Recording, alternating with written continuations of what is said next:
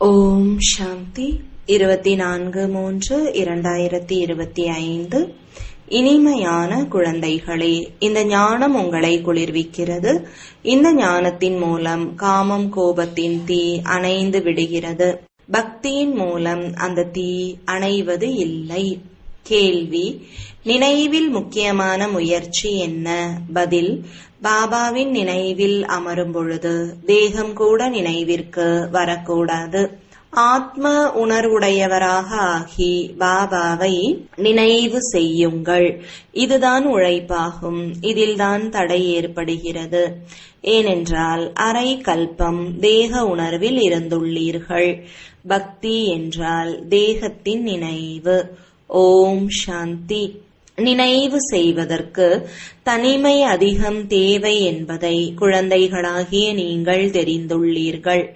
எந்த அளவிற்கு நீங்கள் தனிமையில் அல்லது அமைதியில் பாபாவின் நினைவில் இருக்க முடிகிறதோ அந்த அளவிற்கு கூட்டத்தில் இருக்க முடியாது.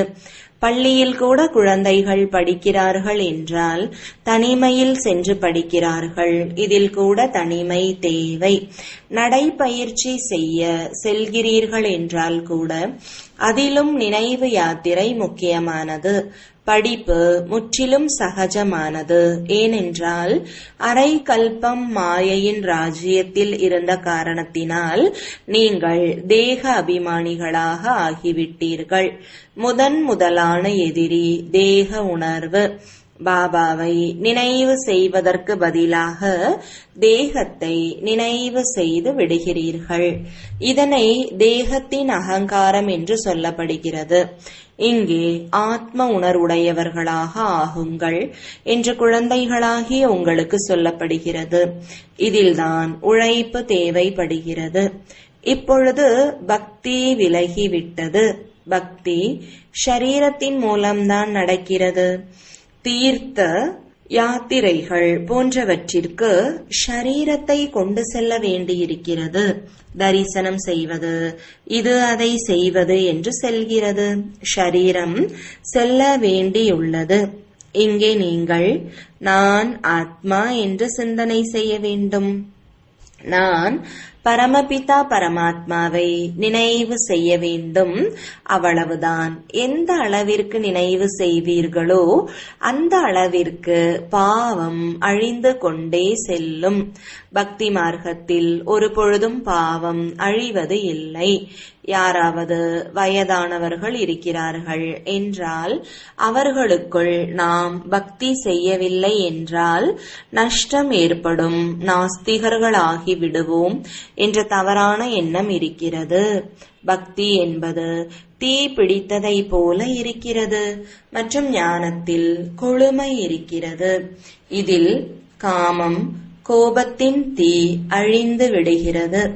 பக்தி மார்க்கத்தில் மனிதர்கள் எவ்வளவு பாவனை வைக்கிறார்கள், உழைக்கிறார்கள், பத்ரிநாத்திற்கு செல்கிறார்கள் என்று வைத்துக் கொள்வோம். மூர்த்தியை காட்சியாக பார்த்தார்கள். பிறகு என்ன? உடனே பாவனை உருவாகி விடுகிறது. பிறகு பத்ரிநாத்தை தவிர வேறு யாருடைய நினைவும் புத்தியில் இருப்பது இல்லை. முன்பெல்லாம் நடந்தே செல்வார்கள். நான் அல்ப காலத்திற்கு மன ஆசைகளை பூர்த்தி செய்து விடுகிறேன், காட்சிகளை ஏற்படுத்துகிறேன் என்று பாபா கூறுகிறார். மற்றபடி நான் இவைகளின் மூலம் கிடைப்பது இல்லை. நான் இல்லாமல் ஆஸ்தி கிடைக்குமா என்ன? உங்களுக்கு ஆஸ்தி என்னிடமிருந்துதான் கிடைக்கும் அல்லவா? இவர்கள் அனைவரும் தேகதாரிகள். ஆஸ்தி ஒரு பாபாவிடமிருந்துதான் கிடைக்கிறது. மற்றபடி இருக்கின்ற ஜடம் அல்லது உயிருள்ள அனைத்தும் படைப்புகளாகும். படைப்பிடமிருந்து ஒரு பொழுதும் ஆஸ்தி கிடைக்க முடியாது. தூய்மையற்றவர்களை தூய்மையாக்க கூடியவர் ஒரு பாபா. குமாரிகள் சங்க தோஷத்திலிருந்து அதிகம் பாதுகாத்து கொள்ள வேண்டும். இந்த தூய்மையற்ற தன்மையினால் நீங்கள் முதல் இடை கடைசியில் துக்கத்தை அனுபவிக்கிறீர்கள் என்று பாபா கூறுகிறார். இப்பொழுது அனைவரும் தூய்மையற்றவர்களாக இருக்கிறார்கள். நீங்கள் இப்போது தூய்மையாக ஆக வேண்டும். நிராகாரமான பாபாதான் வந்து உங்களுக்கு கற்பிக்கிறார். ஒரு பொழுதும் பிரம்மா படிப்பிக்கிறார் என்று புரிந்து கொள்ளாதீர்கள். அனைவருடைய புத்தியும் சிவபாபாவின் பக்கம் இருக்க வேண்டும். சிவபாபா இவர் மூலமாக கற்பிக்கிறார். தாதிகளாகிய உங்களுக்கும் கற்பிக்கக்கூடியவர் சிவபாபா ஆவார். அவருக்கு என்ன மதிப்பளிப்பீர்கள்? நீங்கள் சிவபாபாவிற்காக திராட்சை, மாம்பழம் கொண்டு வருகிறீர்கள். நான் எதையும் சாப்பிடுவது இல்லை என்று சிவபாபா கூறுகிறார். அனைத்தும் குழந்தைகளாகிய உங்களுக்கு. பக்தர்கள் படையல் போடுகிறார்கள் என்றால் பிறகு பங்கு வைத்து சாப்பிடுகிறார்கள். நான் சாப்பிடுகிறேனா என்ன? நான் குழந்தைகளாகிய உங்களுக்கு கற்பித்து தூய்மையாக ஆக்குவதற்கு தான் வருகிறேன் என்று பாபா கூறுகிறார். தூய்மையாக ஆகி நீங்கள் இந்த லக்ஷ்மி நாராயணன் அளவிற்கு உயர்ந்த பதவியை அடைவீர்கள். என்னுடைய தொழிலே இதுதான். சிவபகவானுடைய மகா வாக்கியம் என்றுதான் சொல்கிறார்கள். பிரம்மா பகவானுடைய மகா வாக்கியம் என்று சொல்வது இல்லை. பிரம்மாவின் வாக்கியம் என்றும் சொல்வது இல்லை. இவரும் முரளி சொல்கிறார். ஆனால் எப்போதும் சிவபாபாதான் சொல்கிறார் என்றே புரிந்து கொள்ளுங்கள். எந்த குழந்தைக்காவது நன்றாக அம்பு தைக்க வேண்டும் என்றால் நானே பிரவேசமாகி விடுவேன். ஞானத்தின் அம்பு வேகமானது என்று பாடப்படுகிறது அல்லவா? அறிவியலில் கூட எவ்வளவு சக்தி இருக்கிறது. அணுகுண்டுகள் போன்றவற்றினால் எவ்வளவு வெடிச்சத்தம் ஏற்படுகிறது. நீங்கள் எவ்வளவு அமைதியில் இருக்கிறீர்கள். அறிவியலின் மீது அமைதி வெற்றி அடைகிறது. நீங்கள் இந்த உலகத்தை தூய்மையாக ஆக்குகிறீர்கள். முதலில் தங்களை தூய்மையாக ஆக்கிக் கொள்ள வேண்டும். நாடகப்படி தூய்மையாக ஆகத்தான் வேண்டும். ஆகையால்தான் விநாசமும் நாடகத்தில் அடங்கியுள்ளது. நாடகத்தை புரிந்து கொண்டு மிக மகிழ்ச்சியாக இருக்க வேண்டும். இப்போது நாம் சாந்தி தாமத்திற்கு செல்ல வேண்டும். அது உங்களுடைய வீடு என்று பாபா கூறுகிறார். வீட்டிற்கு மகிழ்ச்சியோடு செல்ல வேண்டும். இதற்காக ஆத்ம உணர்வுடையவர் ஆவதற்கு மிகவும் உழைக்க வேண்டும். இந்த நினைவு யாத்திரையில்தான் பாபா அதிக அழுத்தம் கொடுக்கிறார். இதில்தான் உழைப்பு இருக்கிறது. நடக்கும் போதும் இங்கங்கு போகும்போதும் வரும்போதும் நினைவு செய்வது சகஜமாக இருக்கிறதா? அல்லது ஒரு இடத்தில் அமர்ந்து கொண்டு நினைவு செய்வது சகஜமாக இருக்கிறதா? பக்தி மார்க்கத்தில் கூட எவ்வளவு மாலை உருட்டுகிறார்கள். ராமா ராமா என்று ஜபித்துக் கொண்டே இருக்கிறார்கள். ஒரு பலனும் இல்லை.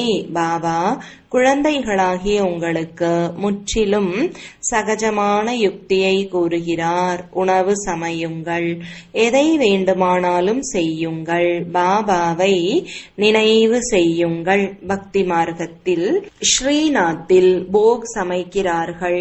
வாயில் துணியை கட்டிக்கொள்கிறார்கள். சிறிது கூட சப்தம் இருக்கக்கூடாது. அது பக்தி மார்க்கம். நீங்கள் பாபாவை நினைவு செய்ய வேண்டும். அவர்கள் இவ்வளவு போக் வைக்கிறார்கள். பிறகு அவர்கள் சாப்பிடுகிறார்களா என்ன? வழிகாட்டிகளின் குடும்பம் இருக்கிறது. அவர்கள் சாப்பிடுகிறார்கள். இங்கே சிவபாபா நமக்கு கற்பிக்கிறார் என்பதை நீங்கள் தெரிந்துள்ளீர்கள். நமக்கு சிவபாபா படிப்பிக்கிறார் என்பதை பக்தியில் புரிந்துள்ளார்களா என்ன? சிவ புராணம் எழுதியுள்ளார்கள். ஆனால் அதில் சிவன் பார்வதி, சிவன் சங்கர் அனைத்தையும் ஒன்றாக்கி எழுதியுள்ளார்கள். அதை படிப்பதன் மூலம் ஒரு பலனும் இல்லை. ஒவ்வொருவரும் அவரவருடைய சாஸ்திரத்தை படிக்க வேண்டும். பாரதவாசிகளுக்கு ஒரு கீதையாகும். கிறிஸ்தவர்களுக்கு பைபிள் இருக்கிறது. தேவி தேவதைகளுடைய தர்ம சாஸ்திரம் ஒரு கீதை. அதில்தான் ஞானம் இருக்கிறது. ஞானம்தான் படிக்கப்படுகிறது. நீங்கள் ஞானத்தை படிக்க வேண்டும். சண்டை போன்ற விஷயங்கள் எந்த புத்தகங்களில் இருக்கிறதோ அவற்றோடு உங்களுக்கு எந்த வேலையும் இல்லை. நாம் யோக பலமுடையவர்கள். பிறகு உடல் பலமுடையவர்களின் கதைகளை ஏன் கேட்க வேண்டும்? உண்மையில் உங்களுடையது சண்டை அல்ல. நீங்கள் யோக பலத்தின் மூலம் 5 விகாரங்களின் மூலம் வெற்றி அடைகிறீர்கள். உங்களுடைய சண்டை 5 விகாரங்களோடு ஆகும். அவர்கள் மனிதர்களோடு சண்டையிடுகிறார்கள். நீங்கள் தங்களிடமுள்ள விகாரங்களோடு சண்டையிடுகிறீர்கள். இந்த விஷயங்களை துறவிகள் போன்றவர்கள் புரிய வைக்க முடியாது. உங்களுக்கு எந்த பயிற்சிகளும் கற்றுக் கொடுக்கப்படுவது இல்லை. உங்களுடைய பயிற்சி ஒன்றே. உங்களுடையது யோக பலம். நினைவு பலத்தின் மூலம் 5 விகாரங்களின் மீது வெற்றியடைகிறீர்கள். இந்த 5 விகாரங்கள் எதிரிகளாகும். அதிலும் கூட தேக அபிமானம் முதலாவதாகும். பாபா கூறுகிறார், நீங்கள் ஆத்மாக்கள் அல்லவா? ஆத்மாக்களாகிய நீங்கள் வருகிறீர்கள், வந்து கர்ப்பத்தில் பிரவேசிக்கிறீர்கள். நான் இந்த ஷரீரத்தில் அமர்ந்திருக்கிறேன். நான் கர்ப்பத்தில் செல்கின்றேனா என்ன? சத்தியுகத்தில் நீங்கள் கர்ப்ப மாளிகையில் இருக்கின்றீர்கள். பிறகு ராவண ராஜ்யத்தில் கர்ப்ப சிறையில் செல்கிறீர்கள். நான் பிரவேசிக்கின்றேன். இதை தெய்வீக பிறப்பு என்று சொல்லப்படுகிறது. நாடகத்தின்படி நான் இதில் வர வேண்டி இருக்கிறது. இவருடைய பெயரை பிரம்மா என்று வைக்கிறேன். ஏனென்றால் என்னுடையவராக ஆகியுள்ளார் அல்லவா? தத்தெடுக்கப்படுகிறார் என்றால் எவ்வளவு நல்ல நல்ல பெயர்களை வைக்கிறார்கள். உங்களுக்கு கூட மிகவும் நல்ல நல்ல பெயர் வைத்திருக்கிறேன். செய்தி எடுத்து வருபவர் மூலம் மிகவும் அதிசயமான பெயர் பட்டியல் வந்தது. பாபாவிற்கு அனைத்து பெயர்களுமா நினைவு இருக்கிறது? பெயரோடு எந்த வேலையும் இல்லை. ஷரீரத்திற்கு பெயர் வைக்கப்படுகிறது அல்லவா? இப்பொழுது பாபா கூறுகிறார், தங்களை ஆத்மா என்று புரிந்து கொள்ளுங்கள். பாபாவை நினைவு செய்யுங்கள். அவ்வளவுதான். நாம் பூஜிக்கத்தக்க தேவதைகளாக ஆகின்றோம். பிறகு ராஜ்யம் செய்வோம் என்பதை நீங்கள் தெரிந்துள்ளீர்கள். பிறகு பக்தி மார்க்கத்தில் நம்முடைய சித்திரங்களை தான் உருவாக்குவார்கள். தேவிகளுடைய அநேக சித்திரங்களை உருவாக்குகிறார்கள். ஆத்மாக்களுக்கும் பூஜை நடக்கிறது. மண்ணினால் சாலி கிராமங்களை உருவாக்குகிறார்கள். பிறகு இரவு உடைத்து விடுகிறார்கள். தேவிகளையும் அலங்கரித்து பூஜை செய்து பிறகு கடலில் கொண்டு போய் விட்டு விடுகிறார்கள். என்னுடைய ரூபத்தையும் உருவாக்கி படைத்து பிறகு என்னை கல்லிலும் முள்ளிலும் இருப்பதாக கூறிவிடுகிறார்கள் என்று பாபா கூறுகிறார். அனைத்திலும் அதிகமாக என்னை தான் நிந்தனை செய்கிறார்கள். நீங்கள் எவ்வளவு ஏழைகளாக ஆகிவிட்டீர்கள். ஏழைகள்தான் பிறகு உயர்ந்த பதவியை அடைகிறார்கள். செல்வந்தர்கள் கஷ்டப்பட்டுதான் அடைகிறார்கள். பாபாவும் கூட செல்வந்தர்களிடமிருந்து இவ்வளவை பெற்று என்ன செய்வார்? இங்கே குழந்தைகளுடைய ஒவ்வொரு துளியின் மூலம் கட்டிடங்கள் போன்றவை உருவாகின்றன. பாபா, எங்களுடைய ஒரு செங்கலையும் பயன்படுத்துங்கள். பதிலாக நமக்கு தங்கம் வெள்ளியினால் உருவாக்கப்பட்ட மாளிகை கிடைக்கும் என்று புரிந்து கொள்கிறார்கள். அங்கே தங்கம் அதிகம் இருக்கிறது. தங்கத்தினால் ஆன செங்கற்கள் இருக்கும். அவற்றால் தான் கட்டிடம் உருவாகும் அல்லவா? எனவே பாபா மிக அன்போடு கூறுகிறார், இனிமையிலும் இனிமையான குழந்தைகளே, இப்பொழுது என்னை நினைவு செய்யுங்கள். இப்பொழுது நாடகம் முடிய போகிறது. பாபா ஏழை குழந்தைகளுக்கு செல்வந்தர்களாக ஆவதற்கான யுக்தியை கூறுகிறார். இனிமையான குழந்தைகளே, உங்களிடம் என்னவெல்லாம் இருக்கிறதோ அதை மாற்றி விடுங்கள். இங்கே எதுவுமே இருக்க போவதில்லை. இங்கே எதை மாற்றுவீர்களோ அது புதிய உலகத்தில் உங்களுக்கு 100 மடங்காகி கிடைக்கும். பாபா எதையும் கேட்பதில்லை. அவர் வள்ளலாக இருக்கிறார். இந்த யுக்தி சொல்லப்படுகிறது. இங்கே அனைத்தும் மண்ணோடு மண்ணாக போகிறது. எதையாவது பயனுள்ளதாக மாற்றிக்கொண்டீர்கள் என்றால் உங்களுக்கு புதிய உலகத்தில் கிடைக்கும். இந்த பழைய உலகம் அழிவதற்கான நேரம். இது எதுவும் காரியத்திற்கு உதவாது. ஆகையால் பாபா கூறுகிறார், ஒவ்வொரு வீட்டிலும் பல்கலைக்கழகத்தோடு சேர்ந்த மருத்துவமனையை திறங்கள். அதன் மூலம் ஆரோக்கியம் மற்றும் செல்வம் கிடைக்கும். இதுதான் முக்கியமாகும். நல்லது. இனிமையிலும் இனிமையான காணாமல் போய் கண்டெடுக்கப்பட்ட செல்லமான குழந்தைகளுக்கு தாயும் தந்தையுமான பாப்தாதாவின் அன்பு நினைவுகளும் காலை வணக்கமும். ஆன்மீக குழந்தைகளுக்கு ஆன்மீக தந்தையின் வணக்கங்கள். ஆன்மீக தந்தைக்கு ஆன்மீக குழந்தைகளின் அன்பு நினைவுகளும் வணக்கங்களும். இரவு வகுப்பு 12/3/1968. இந்த சமயத்தில் சாதாரண ஏழை தாய்மார்கள் முயற்சி செய்து உயர்ந்த பதவியை அடைந்து விடுகிறீர்கள். யஜ்யத்தில் உதவி ஒத்துழைப்பை தாய்மார்கள்தான் அதிகமாக செய்கிறார்கள். ஆண்கள் குறைவானவர்களே உதவியாளர்களாக ஆகிறார்கள். தாய்மார்களுக்கு வாரிசாக ஆகும் போதை அதிகமாக இருப்பது இல்லை. அவர்கள் விதை விதைத்துக் கொண்டே இருக்கிறார்கள். தங்களுடைய வாழ்க்கையை உருவாக்கிக் கொண்டே இருக்கிறார்கள். உங்களுடைய ஞானம் மிக சரியானது. மற்றவை பக்தி. ஆன்மீக தந்தை வந்து ஞானத்தை கொடுக்கிறார். பாபாவை புரிந்து கொண்டால் கண்டிப்பாக பாபாவிடமிருந்து ஆஸ்தியை எடுப்பார்கள்.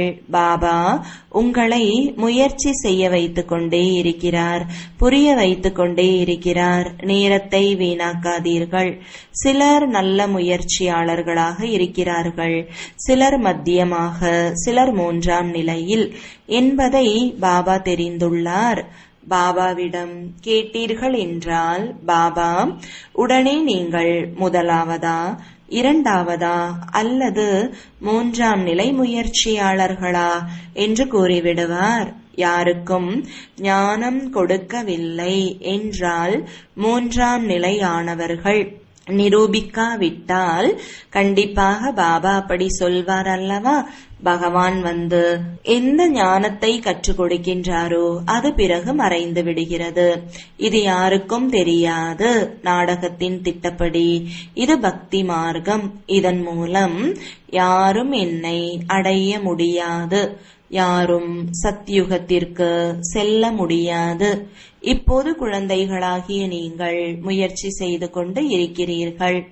கல்பத்திற்கு முன்பு போலவே யார் எவ்வளவு முயற்சி செய்தார்களோ அவ்வளவு முயற்சி செய்து கொண்டு இருக்கிறார்கள். யார் தங்களுக்கு நன்மை செய்து கொண்டிருக்கிறார்கள் என்று பாபா புரிந்து கொள்ள முடியும். தினமும் இந்த லக்ஷ்மி நாராயணனுடைய சித்திரத்திற்கு முன்னால் வந்து அமருங்கள் என்று பாபா சொல்வார். பாபா தங்களுடைய ஸ்ரீமத்தின்படி நாங்கள் இந்த ஆஸ்தியை கண்டிப்பாக அடைவோம். தங்களுக்கு சமமாக மாற்றும் சேவையை கண்டிப்பாக செய்ய வேண்டும். கிளை நிலையத்தில் இருப்பவர்களுக்கும் எழுதுகிறேன். இத்தனை ஆண்டுகள் படிக்கிறீர்கள் எனும்போது யாருக்கும் படிப்பிக்க முடியவில்லை என்றால் என்னதான் படித்தீர்கள்? குழந்தைகளின் முன்னேற்றத்தை ஏற்படுத்த வேண்டும் அல்லவா? முழு நாளும் சேவைக்கான சிந்தனைகள் புத்தியில் இருக்க வேண்டும். நீங்கள் வானப்பிரஸ்திகள் அல்லவா? வானப்பிரஸ்திகளின் ஆசிரமமும் இருக்கிறது. வானப்பிரஸ்திகளிடம் சென்று இறப்பதற்கு முன்னால் லட்சியத்தை சொல்லிவிடுங்கள். உங்களுடைய ஆத்மா சப்தத்தை கடந்து எப்படி செல்லும் என்பதை சொல்லுங்கள். தூய்மையற்ற ஆத்மா செல்ல முடியாது. பகவானுடைய மகா வாக்கியம், என்னை மட்டும் நினைவு செய்தீர்கள் என்றால் நீங்கள் வானப்பிரஸ்தத்தில் சென்று விடுவீர்கள். பனாரஸில் கூட நிறைய சேவை இருக்கிறது. அநேக சாதுக்கள் காசி வாசத்திற்காக அங்கே இருக்கிறார்கள். முழு நாளும் சிவகாசி கங்கா என்று சொல்லிக்கொண்டே இருக்கிறார்கள். உங்களுக்குள் எப்பொழுதும் மகிழ்ச்சியின் கைத்தட்டல் ஒலித்துக் கொண்டே இருக்க வேண்டும். மாணவர்கள் அல்லவா? சேவை செய்கிறீர்கள், படிக்கிறீர்கள். பாபாவை நினைவு செய்ய வேண்டும், ஆஸ்தி அடைய வேண்டும். நாம் இப்பொழுது சிவபாபாவிடம் செல்கிறோம். இது மன்மனாபவ ஆகும். ஆனால் அநேகருக்கு நினைவு இருப்பது இல்லை. மற்றவர்களை பற்றி பேசிக்கொண்டே இருக்கிறார்கள். முக்கியமான விஷயம் நினைவாகும். நினைவுதான் நம்மை மகிழ்ச்சியில் கொண்டு வரும்.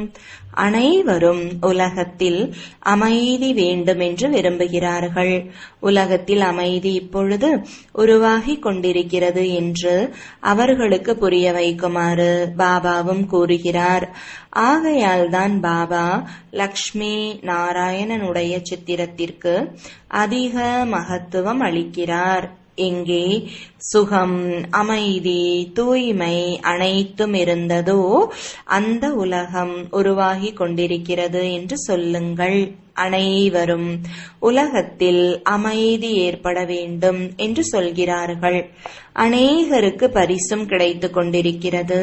உலகத்தில் அமைதியை உருவாக்கக்கூடியவர் எஜமானனாக தான் இருப்பார் அல்லவா?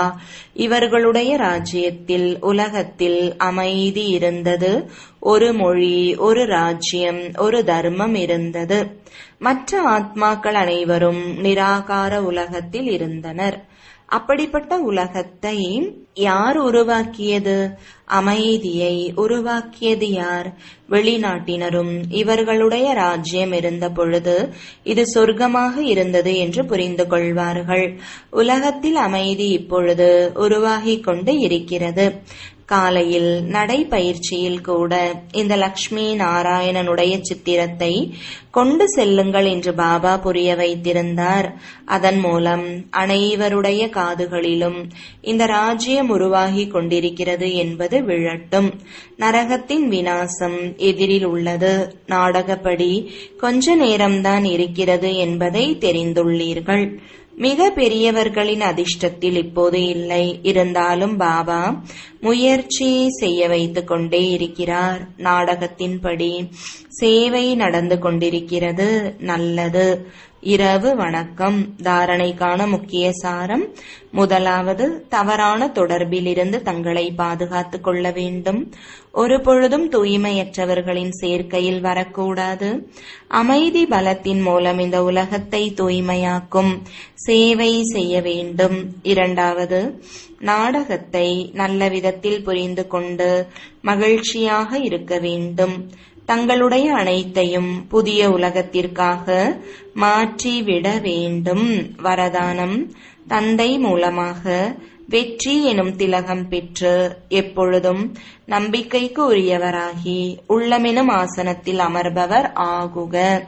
விளக்கம்: பாக்ய வள்ளல் தந்தை தினமும் அமிர்த வேளையில் தனது நம்பிக்கைக்குரிய குழந்தைகளுக்கு வெற்றி திலகமிடுகிறார். நம்பிக்கைக்குரிய பிராமண குழந்தைகள் ஒரு பொழுதும் கடினம், உழைப்பு எனும் வார்த்தைகள் வாயில் மட்டுமல்ல எண்ணத்திலும் கொண்டு வர முடியாது. அவர்கள் சகஜ யோகி ஆவார்கள்.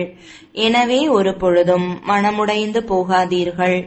எப்பொழுதும் உள்ளமெனும் ஆசனத்தில் அமர்ந்தவராக இரக்க மனம் உள்ளவராகுங்கள். பெருமை சிறுமைகளை அழித்து விடுங்கள். ஸ்லோகன்: உலக மாற்றத்திற்கான தேதியை பற்றி யோசிக்காமல் தன்னை மாற்றுவதற்கான நேரத்தை குறியுங்கள். அவ்யக்த குறிப்பு: சத்தியத்தையும் நாகரீகத்தையும் தனது கலாச்சாரமாக்கிக் கொள்ளுங்கள். தூய்மை எனும் ஆளுமையுடன் நிரம்பிய கம்பீரமான ஆத்மாக்களை பண்பின் தேவி என்பார்கள். அவர்களிடம் கோபம் எனும் விகாரத்தின் தூய்மையின்மை இருக்க முடியாது.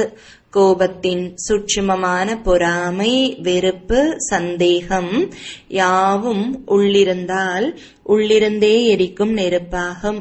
வெளியில் முகம் சிவக்காது, வெளுக்காது, ஆனால் கருப்பாகும். ஆகவே இப்பொழுது கருமையினை அழித்துவிட்டு உண்மையானவர் ஆகுங்கள். ஓம் சாந்தி.